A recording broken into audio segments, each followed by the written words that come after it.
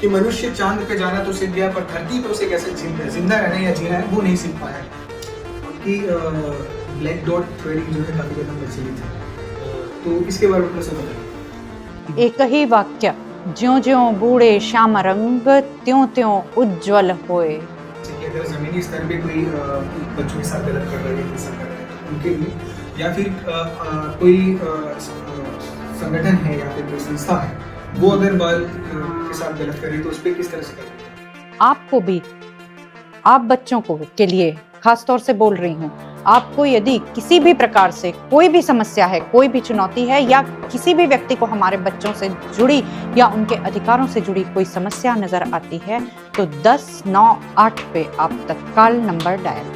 Civic centre का जो इलाका है वहाँ पर कुछ बच्चे जो हैं वो कुछ सामान बेचते हैं, तो आप पूछते हैं आपको कौन बोला ये करने के लिए। तो जब आप ऐसे ग्राउंड पर उतरती हैं और इस तरीके से बच्चों को दिखती है कि कोई मांग रहा है, जरूरतमंद टाइप का लग रहा है, नहीं मांग रहा है, या फिर कोई बात श्रम कर रहा है, सहानुभूति योग्य नहीं है, उनको सहानुभूति नहीं चाहिए है।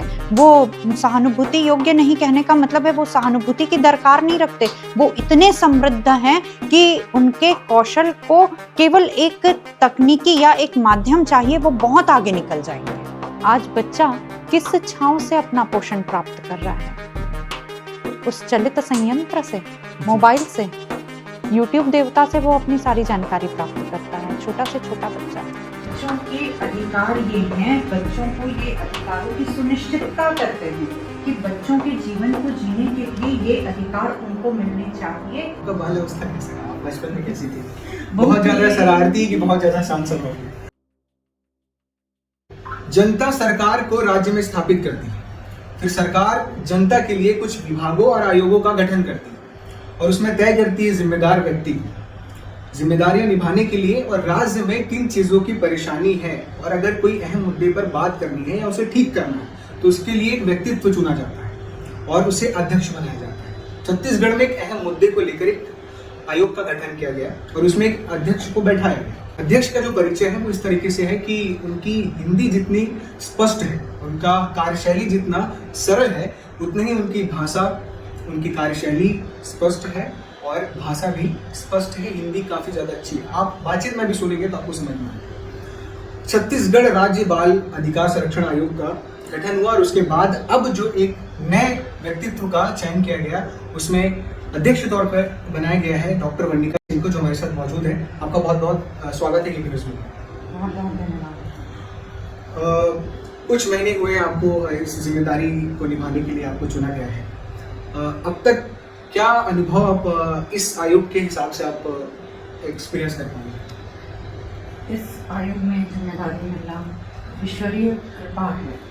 हर महिला में एक वात्सल्य छुपा होता है और वो वात्सल्य के साथ जब वो बच्चे के अधिकारों के लिए बात उठाती है तो फिर वो ममतामयी माँ के साथ बच्चों को दिशा देने वाली भी माँ बनती है। ऐसे ही यह आयोग है जिसकी जिम्मेदारी मुझे ईश्वरीय कृपा के रूप में गरिष्ठ जनोत्थान प्राप्त हुई है। मैं उन सभी का धन्यवाद देती हूँ। कुल मिलाकर यह संवेदना के साथ अधिकारों की संबद्धता से जुड़ा आयोग है, जिसपे निरंतर जिस दिन से इस दायित्व में आई उस दिन से अपने कार्यों के लिए कटिबद्ध होकर, ध्येयबद्ध होकर लगी हुई हूँ और निरंतर अपने प्रयासों को कर रही हूँ। पहला कुछ पड़ाव तो समस्याओं को जानने और समझने में लगा। समस्या को जानना और समझना, चूँकि एक अध्येता का स्वभाव रहा है शुरू से, अध्येता से पूर्व एक शोधकर्ता भी रही हूँ, तो शोध परक रूप से जमीनी स्तर पे इस समस्या की जड़ों में कौन कौन सी ऐसी बातें विद्यमान हैं जिन तक की पहुँचना है, तो निराकरण तो त्वरित होगा, परंतु उन तक के जड़ों तक हम शनय शनय अभी पहुँच गए हैं। कुछ विषयों तक तो पहुँच चुके हैं और कुछ विषयों तक हमारी पहुँचने की प्रक्रिया अभी जारी है। जी, बाल अधिकार संरक्षण, ये जो आयोग है, बाल के अधिकार का संरक्षण किस तरीके से करता है? देखिए, बाल अधिकार संरक्षण आयोग 4 दिशाओं में काम करता है। सबसे पहले बच्चे के जीवन जीने के अधिकार, वे सभी बातें जो बच्चे के जीवन जीने के लिए आवश्यक हैं, यथा शिक्षा, भोजन, शुद्ध पेयजल इत्यादि बातें। दूसरी बातें आती हैं उसके विकास से जुड़े हुए, जो बच्चे के ग्रोथ के लिए, उसके वास्तविक डेवलपमेंट के लिए आवश्यक हैं। तीसरी बातें जो होती हैं वो उसकी सुरक्षा से जुड़ी होती हैं, जो उसको किसी भी प्रकार की केवल तकलीफ की बात नहीं है, सामान्य जीवन जीने में या उसकी सुरक्षा को हताहत करती हुई तमाम बातों को संज्ञान में लेते हुए तीसरी बात आती है वो है सुरक्षा। और चौथी बात आती है जागरूकता। कुछ ऐसे भी विषय होते हैं जिनका प्रासंगिक तौर पे बच्चों को और उनके माता पिता को भी ज्ञान होना आवश्यक होता है। तो इन तमाम 4 स्तंभों पे आयोग अपने कार्यों को करता है। यदि सार संक्षेप में कहूँ हैशटैग की भाषा में, तो एक तरफ जहाँ हम बात करते हैं कि बच्चों के अधिकार ये हैं, बच्चों को ये अधिकारों की सुनिश्चितता करते हैं कि बच्चों के जीवन को जीने के लिए ये अधिकार उनको मिलने चाहिए। यदि इनमें कोताही हो रही है तो आयोग वहाँ पे उपस्थित है। परंतु कुछ ऐसे भी विषय हैं जो बच्चों के साथ नहीं होने चाहिए, जिसको कहा जाता है हैशटैग डोंट्स। ये तो डूज हुए, पर डोंट्स यानी जो बच्चों के साथ नहीं होने चाहिए। यदि ऐसी भी बातें हो रही हैं, यथा बाल विवाह, बाल श्रम इत्यादि विषयों पर भी कड़क संज्ञान लेना आयोग का काम है। ऐसे ही धारा 13, 14 और 15 3 धाराएं हमको प्राप्त हैं जिनके अंतर्गत हम अपनी कार्यवाही को करते हैं। इसके अलावा भी कुछ अन्य धाराएं हैं तो मैं आगे आती हूँ। आप लोग की जो कार्रवाई है वो किस तरीके से होती है? जैसे कि अगर जमीनी स्तर पे कोई बच्चों के साथ गलत कर रहा है या हिंसा कर रहा है तो उनके लिए, या फिर कोई संगठन है या फिर कोई संस्था है वो अगर बाल के साथ गलत कर रही है तो उस पर किस तरह से कार्रवाई करें? जहाँ बच्चे होंगे वहाँ हम होंगे, जहाँ बच्चों के अधिकारों का हनन होगा वहाँ हमारी प्रत्यक्षता होगी। इसमें कुछ विषय तो खुद हमारे पास आते हैं, पर कुछ ऐसे भी विषय हैं जिसका हम सो मोटो यानी स्व संज्ञान भी ले लेते हैं। जैसे कि अखबार में कोई सूचना आई, कहीं से भी हमको सूचना आती है कि बच्चों के साथ इस प्रकार के कोई भी जो अनुचित चीजें हैं वो हुई हैं, तो फिर हम उस पर त्वरित कार्यवाही करते हैं। जी, रक्षक पाठ्यक्रम क्या है आप लोग के अभी सीएम साहब से बातचीत? बहुत अच्छा प्रश्न आपने किया। रक्षक पाठ्यक्रम ईश्वर की कृपा से, उनके प्रेरणा से एक बहुत ही सुंदर पाठ्यक्रम हमारे यहाँ आरंभ हुआ है। कदाचित यह भारतवर्ष का प्रथम पाठ्यक्रम है। एक ऐसा डिप्लोमा 1 वर्षीय पाठ्यक्रम है जो स्नातक के उपरांत किसी भी विषय के छात्र कर सकते हैं। बच्चों के प्रति न केवल ये पाठ्यक्रम जागरूकता के विषय को बढ़ावा देगा, न केवल रोजगार की संभावनाएं उत्पन्न करेगा, बल्कि बच्चों के प्रति अधिकाधिक संवेदनशीलता भी डेवलप करेगा। इसमें कुछ जो शंकाएं हैं उन सभी शंकाएं का एक निचोड़ जब मिलता है तो वो रक्षक बनता है। और यही रक्षक पाठ्यक्रम जो है वो बच्चों के प्रति गहरे स्तर पे एक पढ़ लिख के विधिवत संवेदनशीलता, जागरूकता और कार्यशीलता की शैली को बढ़ावा देता है। इसमें कुछ शंकाएं जो सम्मिलित होते हैं, जैसे विधि, पत्रकारिता, सोशियोलॉजी, MSW और साइकोलॉजी। ऐसे कुछ विषय हैं जिनका ये एक समेकित पाठ्यक्रम है। एक और भी बहुत अच्छी बात है कि इसमें 60% जो है व्यवहारिक शिक्षा को महत्व दिया गया है और बाकी के 40% किताबी रूप में जो संरक्षित ज्ञान है उसको दिया गया है। इसमें बच्चों से जुड़े बच्चों के अधिकारों से जुड़े सभी विषय हैं। बच्चों के अधिकारों के हनन किस प्रकार होते हैं, उसका विधि के रूप में किस प्रकार से अनुरक्षण है या उनके अधिकारों के लिए किस प्रकार से जागरूकता का कार्य करना है, इन सभी बातों पे इसमें ये पाठ्यक्रम समेकित है। इसमें जुवेनाइल जस्टिस के जो एक्ट हैं वो सभी इसमें सम्मिलित हैं। इस पाठ्यक्रम में पॉक्सो एक्ट से जुड़े सभी विधिवत ज्ञान महीन स्तर पे इसमें सम्मिलित हैं।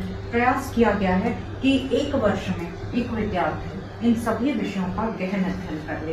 अंदाजे से इंजेक्शन लगाना इंट्रावेनल या इंटरवेनल, उससे बेहतर है कि हम ज्ञान लेकर के सही जगह पे एंटीडोट प्रिपेयर।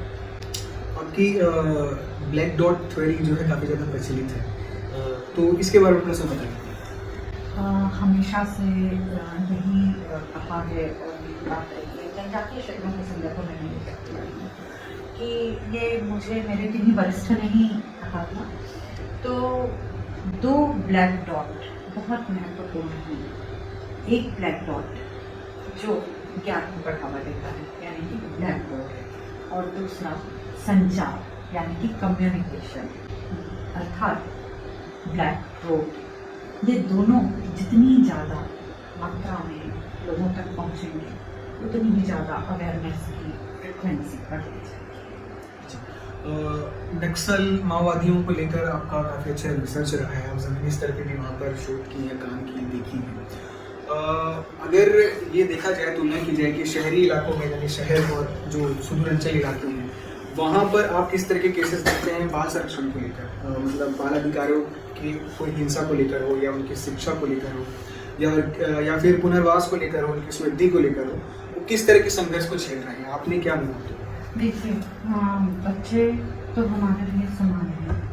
सभी बच्चे ईश्वर का रूप हैं और सभी स्थानों के बच्चे हमारे बच्चे हैं और उनका संरक्षण का दायित्व भी समानांतर है। परंतु सुदूर वनांचलों में जहाँ पे विभिन्न प्रकार की समस्याएं यथा चाइल्ड ट्रैफिकिंग से जुड़े या अन्य प्रकार की समस्याएं, तो इन स्थानों में भी मोबाइल से संबंधित जो बच्चे अधिकांशतः आजकल मोबाइल पे जिस प्रकार की चीज़ों को देख रहे हैं या नशावृत्ति की जो समस्या है वो बहुत ज़्यादा बन रही है। तो कुल मिला के एक प्रकार से बचपन किसी प्रकार से दिग्भ्रमित ना हो, ऐसी बातों का संज्ञान लेना हमारा कार्य है।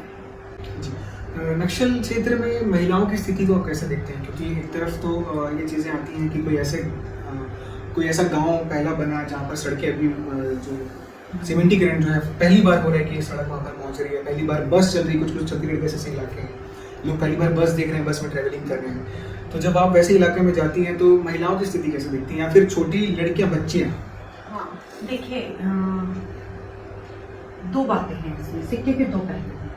एक पहलू जो ये कहता है कि उनमें पूरी समृद्धता है, सर्वगुण समृद्धता है और वो भी विशुद्ध। वहाँ पे हम अपने वनांचलों को केवल प्राकृतिक संसाधनों से समृद्ध नहीं मान रहे हैं, मानवीय संसाधनों से भी समृद्ध हैं। उनमें वो गुण विद्यमान हैं जो वास्तव में अक्षुण्ण हैं, जो वास्तव में अद्भुत हैं, अतुलनीय हैं। अब बात आती है सिक्के के दूसरे पहलू की, कि हमको उनको उन गुणों को कौशल में परिवर्तित करने की तकनीकी या संरचना ऐसी देनी है जिस संरचना को हम क्षेत्रानुसार, क्षेत्र के अनुरूप प्रस्तुत कर सकें। हर जगह यदि हम सोचेंगे कि मैदानी क्षेत्रों में हमने इस प्रकार का मॉडल दिया विकास का, तो सेम मॉडल हम जनजातीय क्षेत्रों में भी रख देंगे। नहीं, उनके विशुद्ध गुण हैं, उनकी एकाग्रता बहुत तेज है, वो सहानुभूति योग्य नहीं है, उनको सहानुभूति नहीं चाहिए है, वो सहानुभूति योग्य नहीं कहने का मतलब है वो सहानुभूति की दरकार नहीं रखते, वो इतने समृद्ध हैं कि उनके कौशल को केवल एक तकनीकी या एक माध्यम चाहिए, वो बहुत आगे निकल जाएंगे। तो क्या ऐसी चीजें उन तक पहुंच रही हैं कि वो आगे निकल पाए, उनको मौका मिल रहा है? क्योंकि एक तरफ तस्वीरें तो दिखती है कि हाँ चीजें पहुंच रही हैं। देखिए, अभी जब केंद्रीय मंत्री आते हैं और एक बड़ा ऐलान करते हैं कि कुछ 1-1.5 वर्षों के भीतर हम माओवाद समाप्ति की ओर होंगे, समाप्त हो जाएगा, समाप्ति की ओर होंगे नहीं, समाप्त हो जाएगा, और समाप्त होने के बाद हम भय मुक्त छत्तीसगढ़ देखेंगे। जब ऐसा बोलते हैं तो वहाँ के लोगों का भी मनोबल बढ़ता है।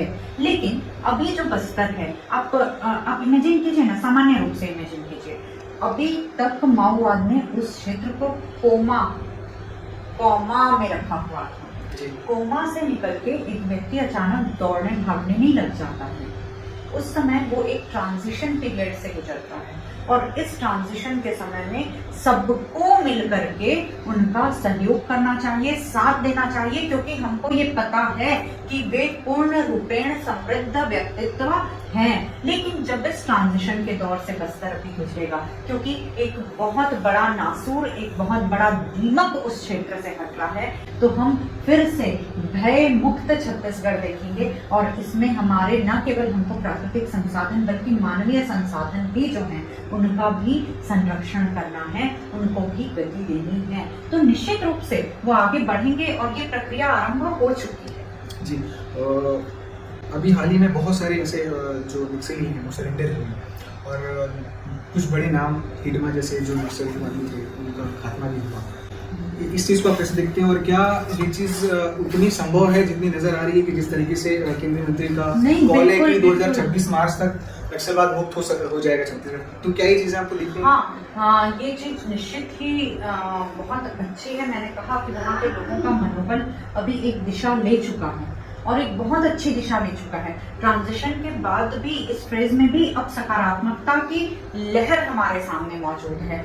बहुत सारा कार्य करना होगा हमको, केवल मैं जोशीले शब्दों में नहीं कहूँगी, पर हाँ, कार्य तो हमको बहुत करना है, सबको मिलके करना है, तभी हम अपने छत्तीसगढ़ का मुकुट सुशोभित रूप में देख पाएंगे। जी, सोशल मीडिया में आपके कुछ वीडियोस जो है वायरल होते हैं। आप हाल ही में जब भिलाई की तरफ गए तो वहाँ पर सिविक सेंटर का जो इलाका है वहाँ पर कुछ बच्चियाँ जो हैं वो कुछ सामान बेच रही हैं, तो आप उनको पूछते हैं आपको कौन बोला ये करने के लिए। तो जब आप ऐसे ग्राउंड पर उतरती हैं और इस तरीके से बच्चों को दिखती हैं कि कोई मांग रहा है, ज़रूरतमंद टाइप का लग रहा है, भीख मांग रहा है या फिर कोई बालश्रम कर रहा है, क्योंकि हम हर जगह तो नहीं पहुंच पाते हैं। कई जगह बालश्रम हो भी रहा होता है, बच्चे भीख मांग रहे हैं, कोई उनसे भीख मंगवा रहा है ज़बरदस्ती, या कोई अपने माँ बाप के साथ रोड में है, ट्रैफिक सिग्नल पे भीख मांग रहा है। तो जब ये इस तरह की स्थिति आप देखती हैं तो इसमें किस तरह की बदलाव के आसार हैं, कैसे बदलाव लाया जा सकता है? देखिए, कुछ चीज़ें ऐसी होती हैं जब हम प्रत्यक्ष रूप से मैदानी क्षेत्रों में जाके काम करते हैं और समस्याओं तक पहुंचते हैं और फिर उन पर नकेल कसते हैं, तो निश्चित ही वो प्रभाव अच्छा होगा और मन को लेकिन दुख भी होता है कि वो बचपन हम देखते हैं कि जिसको सुंदर विद्यालय में होना चाहिए, जिसके हाथ में कॉपी किताब होनी चाहिए, वो बचपन बालश्रम कर रहा है, वो बचपन बाल विवाह के ऊपर कर रहा है, वो बचपन भिक्षा भत्ते के ऊपर कर रहा है और हम ही में से कुछ लोग इसको बढ़ावा दे रहे हैं। तो जितना गलत उनके जो संरक्षण करता है वो कर रहे हैं, उससे कहीं ज्यादा गलत आज सामाजिक परिवेश की भी है, जिसे हम सब इसके जिम्मेदार हैं और हम सबको एक कदम संवेदना का लेना होगा। कई बार ऐसा होता है जब आयोग का गठन हो जाता है और जिम्मेदारी दी जाती है, एक जिम्मेदार व्यक्ति को बैठाया जाता है, तो जनता का ये रहता है कि वो आज से देखती है कि हाँ ये जिम्मेदार व्यक्ति हमारे समाज में बिगड़ी हुई चीज़ों को सुधारेगा। पर कई बार ऐसा होता है कई विभाग और आयोग ये कह देते हैं कि हम काम नहीं कर पा रहे हैं क्योंकि हमें काम करने का मौका नहीं मिल रहा है, हमारे पास कर्मचारी नहीं है, हमारे पास फंड्स नहीं हैं। तो क्या अब तक आपका जो एक्सपीरियंस रहा है, ये चीज़ें आप इसको कैसे डील करेंगे अगर ये चीज़ें होती हैं? एक ही वाक्य, ज्यों ज्यों बूढ़े श्याम रंग त्यों त्यों उज्ज्वल होए। मैं बच्चों के प्रति जितनी ज़्यादा ममता, जितनी ज़्यादा संवेदना के रंग में डूब रही हूँ, उतनी ज़्यादा उनकी समस्याओं से अवगत होती जा रही हूँ, उनकी समस्याओं तक एक ममता का स्पर्श कर पा रही हूँ। और इस दौरान यदि चुनौतियाँ हैं तो वो चुनौतियाँ भी मुझे स्वीकार्य हैं अपने बच्चों के अधिकार के संरक्षण में। तो मुझे चुनौती भी चुनौती कभी प्रतीत नहीं होती, चुनौती को लेने का अपना अपना तरीका होता है। वैसे जो भी स्थिति होती है, जब आप नेक कार्य के लिए निकलते हैं तो यकीन मानिए ईश्वर स्वयं आपके मार्ग को प्रशस्त करने आते हैं। 2-3 आखिरी सवाल। जैसे ही आप इस जिम्मेदारी को लेती हैं, इस आयोग के अध्यक्ष बनाए जाते हैं, सबसे पहले आपने किस चीज़ पे काम किया है अब तक जो काफ़ी ज़्यादा सफलतापूर्वक वो काम आपको दिखा है, और आसपास आप कौन से ऐसे काम देख रहे हैं, कोई डाटा या स्टैटिस्टिक्स आपके पास पहुंची कि इस एरिया में, फलानी एरिया में बहुत ज़्यादा बाल अधिकारों का हनन हो रहा है, उनके ऊपर हिंसा हो रहा है, कोई ऐसा डाटा या फिर लगातार जो चिकित्सालय, चाहे वो प्राथमिक चिकित्सालय हो या कोई भी चिकित्सालय हो, विद्यालय हो, इन स्थलों पर लगातार मैं कभी भी औचक निरीक्षण करते जा रही हूँ। जो बालिका गृह हैं, बालक गृह हैं, बाल संप्रेक्षण गृह हैं, इन सभी गृहों में जा रही हूँ, चूँकि स्वयं मनोविज्ञान की अध्येता हूँ। तो हर चीज़ को केवल गर्भ स्पर्शी नहीं, मन स्पर्शी तौर पे उनको छू के करने का प्रयास कर रही हूँ। सतही स्तर पे हूँ, उस समस्या की गहराई के स्तर पे जा रही हूँ, चाहे बच्चे कहीं भी हों।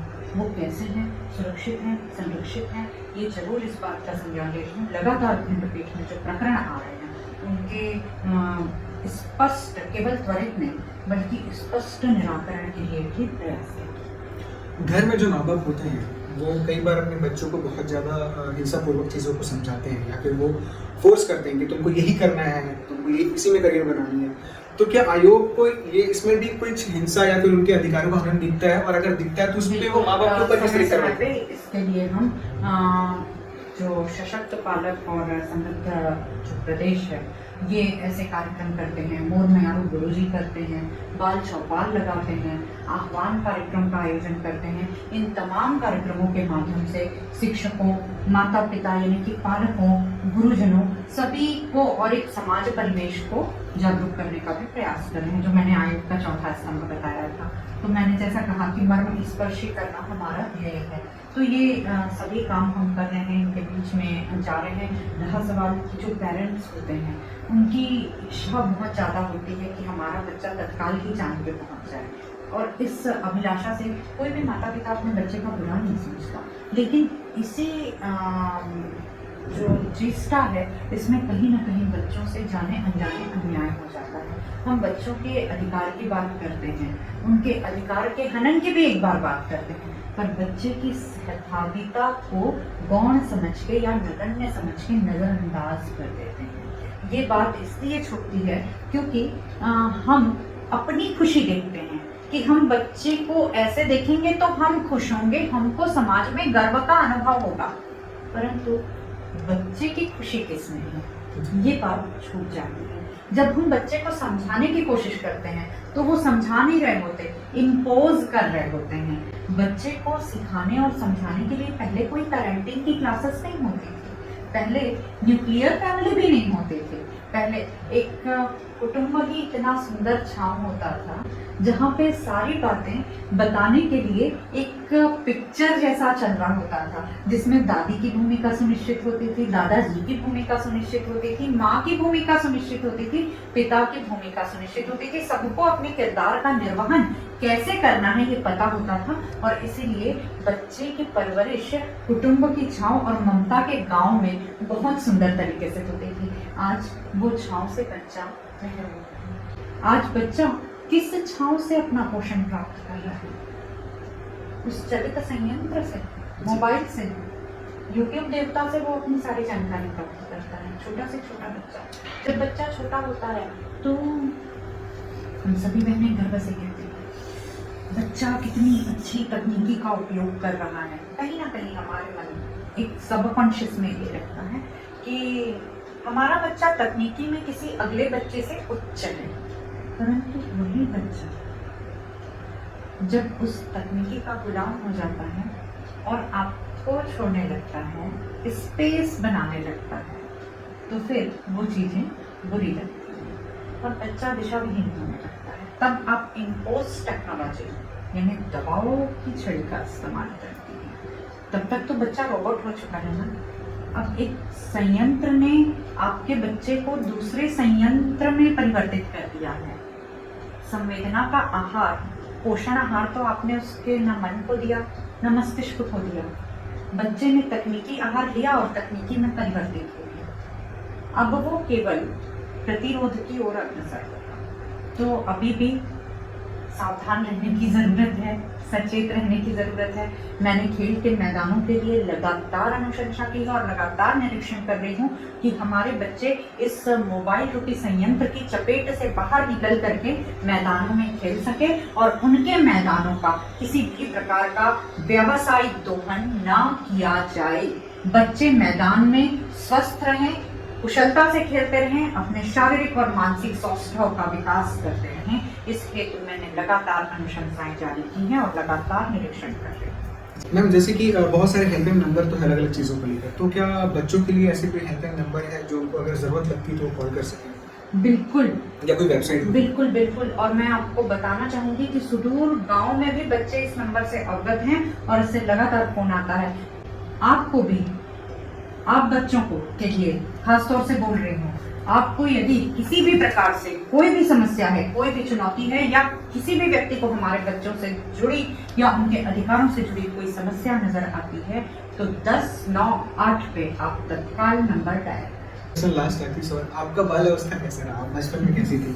बहुत ज्यादा शरारती कि बहुत ज्यादा शांत स्वभाव की? अत्यंत अंतर्मुखी स्वभाव की जी। लेकिन स्वयं से ही उदाहरण एक बहुत ही सूक्ष्म सी हूँ मैं, अत्यंत ही साधारण, परंतु एक विषय जरूर, कभी अपने बच्चे को केवल अभी का देख के ये अंदाजा ना लगाएं कि ये कर ही नहीं सकता, या उसके लिए किसी घोषणा की अवस्था में ना आए। मैं अत्यंत अंतर्मुखी स्वभाव की एक बालिका थी, निहायत ही संकोची और शर्मिला स्वभाव था, परंतु जब विषयों में प्रत्यक्षता देनी होती थी तो संपूर्ण अध्ययन के साथ माइक रूपी संयंत्र के सामने जाकर के एक मास को संबोधित करने की क्षमता रखती थी। कभी श्रृंगार रस पे पंक्तियां नहीं सजा पाई, परंतु वीर रस में सदैव इस अंतर्मुखी बालिका ने अपनी पंक्तियों को सुशोभित करके राष्ट्रहित में पंक्तिबद्ध करने का प्रयास किया। बहुत बहुत शुक्रिया हमसे बातचीत करने के लिए, समय दिया आपने। हमारे दर्शकों को बताइए कि हमसे बातचीत करके कैसा लगा? बहुत अच्छा अनुभव। आप जैसे युवा जब साक्षात्कार लेने आते हैं तो साक्षात्कार का आनंद ही अप्रतिम होता है, सौंदर्य से परिपूर्ण होता है। आप जैसे युवा जब प्रश्न करते हैं तो लगता है कि प्रश्नों का संदेश समाज में एक सार्थकता लेके आएगा। इन्हीं शुभकामनाओं के साथ आपको ढेर सारी बधाई और उज्जवल भविष्य हेतु अग्रिम शुभकामनाएं। बहुत बहुत शुक्रिया हमसे बातचीत करने के लिए। तो ये थी डॉक्टर वनिका शर्मा जी, जो जिन्हें जिम्मेदारी दी गई है बाल अधिकार संरक्षण आयोग की, और ये अपने तरीके से बहुत अच्छे तरीके से इस चीज़ को ज़मीनी स्तर पर जाकर कार्य कर रही हैं कि बाल के अधिकारों का संरक्षण किस तरीके से किया जा सके। और अटल बिहारी वाजपेयी जी के शब्दों में अगर कहूँ तो इनके तरफ से इसी तरह की कोशिश की जा रही है कि उन्होंने कहा था कि मनुष्य चांद पे जाना तो सीख गया, पर धरती पे उसे कैसे जिंदा रहना या जीना है वो नहीं सीख पाया है। पर इनका प्रयास ये है कि जमीन में ही लोगों को जिंदा कैसे रखना है, उनके अधिकारों का संरक्षण कैसे करना है, इनके तरफ से पूरी कोशिश की जा रही है। हमारी ये बातचीत कैसी लगी आपको कमेंट बॉक्स में जरूर बताइएगा।